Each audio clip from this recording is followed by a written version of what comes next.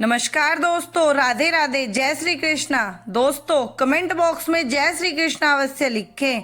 दोस्तों आइए जानते हैं भानुमति ने कुंभा जोड़ा कैसे बनी कहावत। आइए पढ़ते हैं ये जानकारी। दुर्योधन की पत्नी का नाम भानुमति था। भानुमति के कारण ही यह मुहावरा बना, कहीं की ईंट कहीं का रोड़ा, भानुमति ने कुंभा जोड़ा। भानुमति कंबोज के राजा चंद्रवर्मा की पुत्री थी। भानुमति बहुत ही सुंदर, आकर्षक, बुद्धिमान और ताकतवर थी। उसकी सुंदरता और शक्ति के किस्से बहुत प्रसिद्ध थे। यही कारण था कि भानुमति के स्वयंवर में शिशुपाल, जरासंध, रुक्मणी, वक्र, कर्ण आदि राजाओं के साथ दुर्योधन भी गया हुआ था। कहते हैं कि जब भानुमति हाथ में माला लेकर अपनी दासियों और अंगरक्षकों के साथ दरबार में आई और एक एक करके सभी राजाओं के पास से गुजरी, तो वह दुर्योधन के सामने से भी गुजरी। दुर्योधन चाहता था कि भानुमति माला उसे पहना दे, लेकिन ऐसा हुआ नहीं। दुर्योधन के सामने से भानुमति आगे बढ़ गई। दुर्योधन ने क्रोधित होकर तुरंत ही भानुमति के हाथ से माला झपटकर खुद ही अपने गले में डाल ली। इस दृश्य को देखकर सभी राजाओं ने तलवारें निकाल ली। ऐसी स्थिति में दुर्योधन ने भानुमति का हाथ पकड़ा और वह उसे महल के बाहर ले जाते हुए सभी योद्धाओं से बोला, कर्ण को परास्त करके मेरे पास आना। अर्थात उसने सब योद्धाओं से कर्ण से युद्ध की चुनौती दी, जिसमें कर्ण ने सभी को परास्त कर दिया। लेकिन जरासंध से कर्ण का युद्ध देर तक चला।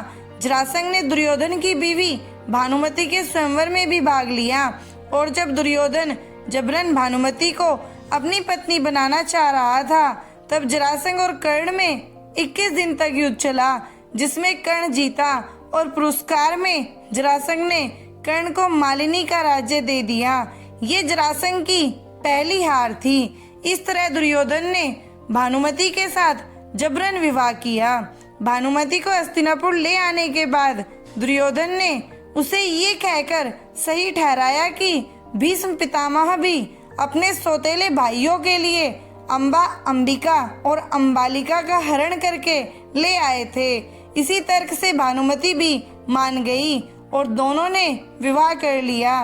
दोनों के 2 संतानें हुई। एक पुत्र लक्ष्मण था, जिसे अभिमन्यु ने युद्ध में मार दिया था, और पुत्री लक्ष्मणा, जिसका विवाह कृष्ण के जामवंती से जन्मे पुत्र सांबा से हुआ था। दूसरी ओर अभिमन्यु की पत्नी वत्सला बलराम की बेटी थी।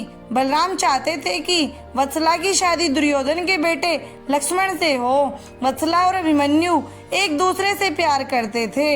अभिमन्यु ने वत्सला को पाने के लिए घटोत्कच की मदद ली।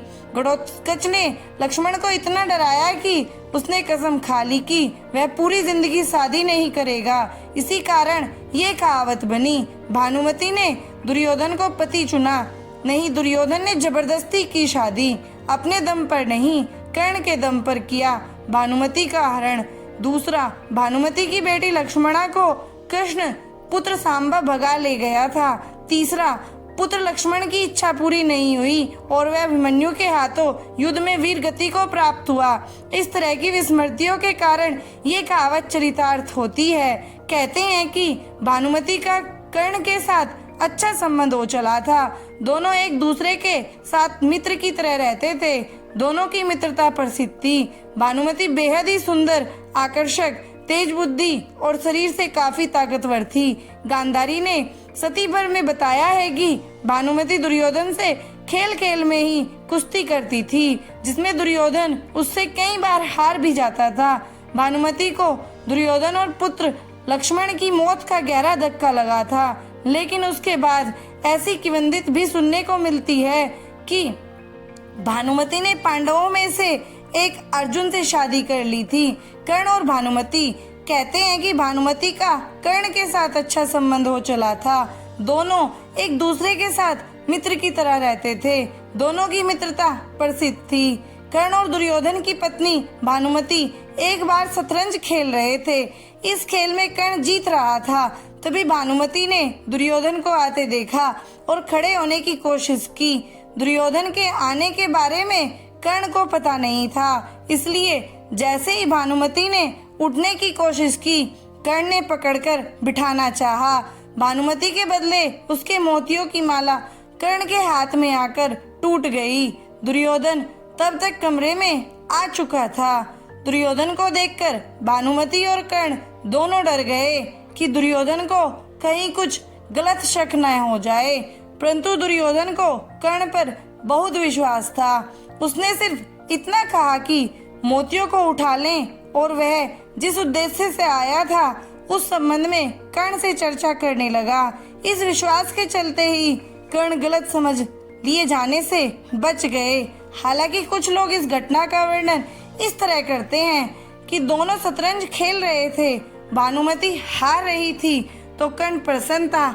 इतने में दुर्योधन के आने की आहट हुई तो भानुमति सहसा ही खेल छोड़कर उठने लगी। कर्ण को लगा कि वो हार के डर से भाग रही है, इसलिए उसने उसका आंचल झपटा। अचानक ही की गई इस हरकत से भानुमति का आंचल फट गया और उसके सारे मोती भी बिखर गए। ऐसे ही समय कर्ण को भी दुर्योधन आता हुआ दिखाई दिया। दोनों शर्म से मारे जा रहे थे और उन्हें डर सता रहा था कि अब दुर्योधन क्या समझेगा। जब दुर्योधन निकट आया तो दोनों उससे आंखें नहीं मिला पा रहे थे। तब दुर्योधन ने हंसकर कहा कि मोती बिखरे रहने दोगे या मैं तुम्हारी मदद करूं मोती समेटने में। दोस्तों, अगर आपको मेरी ये कहानी अच्छी लगी हो तो प्लीज़ मेरे चैनल को लाइक करें, सब्सक्राइब करें, शेयर करें और कमेंट करें। धन्यवाद दोस्तों।